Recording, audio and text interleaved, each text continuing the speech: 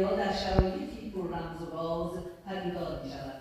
با توجه به غنایی که در کلمه ناز فارسی مستتر است، احتمالاً آن را به هیچ زبانی نمیتوان برگردانید.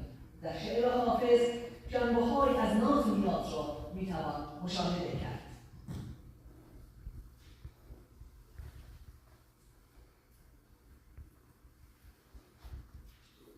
گفتم غم تو دارم، گفتا غمت سر آید، گفتم که ماه من شد